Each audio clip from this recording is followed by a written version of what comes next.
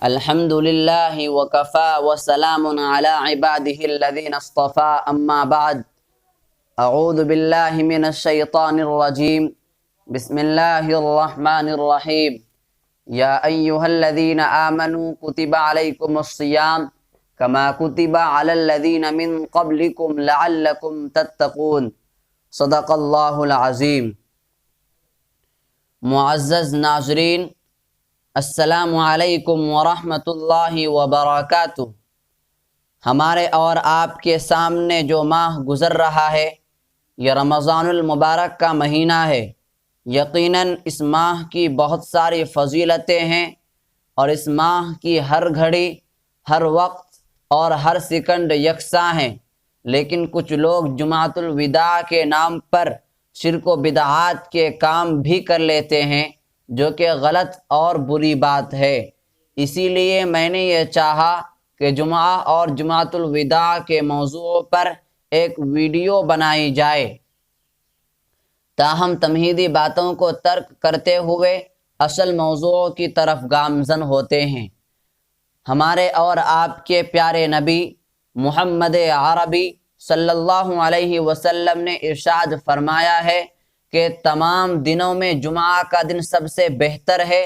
خدا تعالی نے حضرت آدم علیہ السلام کو اسی دن پیدا کیا، اسی دن ان کو جنت میں داخل فرمایا، اسی دن ان کو دنیا میں بھیجا، اسی دن ان کی توبہ قبول ہوئی، اسی دن ان کا انتقال ہوا اور اسی دن قیامت بھی آئے گی۔ آپ صلی اللہ علیہ وسلم نے یہ بھی فرمایا ہے کہ جمعے کے دن میں ایک ایسی گھڑی ہے کہ آدمی اس میں خدا سے جو بھی بھلی چیز مانگے اسے مل جاتی ہے، مگر یہ گھڑی ذرا سی ہوتی ہے اور عصر سے لے کر سورج ڈوبنے تک ہوتی ہے۔ اس دن آپ صلی اللہ علیہ وسلم پر بہت زیادہ درود بھیجنا چاہیے اور نہا دھو کر صاف ستھرے کپڑے پہن کر مسجد میں جماعت کے ساتھ نماز پڑھنی چاہیے۔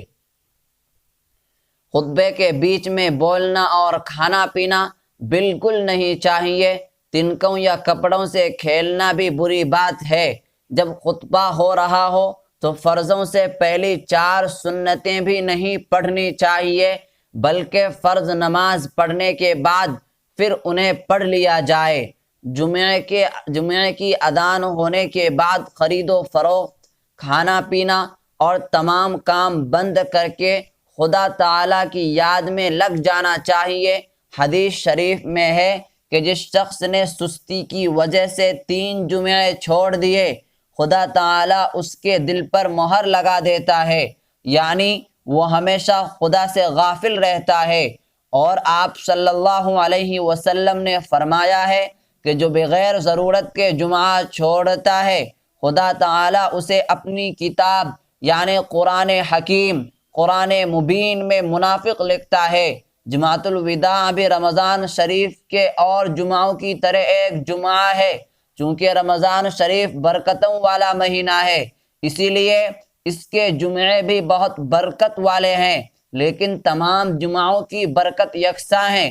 جمعۃ الوداع کی کچھ خصوصیت نہیں۔ رمضان شریف کی سب سے بڑی بزرگی یہ ہے کہ اس میں قرآن شریف نازل ہوا۔ آپ صلی اللہ علیہ وسلم نے فرمایا ہے کہ جب رمضان شریف کا مہینہ شروع ہوتا ہے تو جنت کے دروازے کھول دیے جاتے ہیں اور دوزخ کے دروازے بند کر دیے جاتے ہیں اور شیطانوں کو بھی قید کر لیا جاتا ہے۔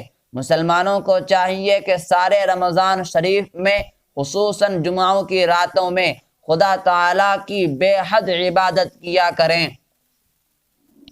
جمعۃ الوداع کے روز بعض لوگ سال بھر کی قضا نمازوں کے کفارے کے طور پر 5 وقت کی قضا نمازیں بھی پڑھتے ہیں، لیکن قرآن اور حدیث میں ایسا کرنا کہیں ذکر نہیں ہے۔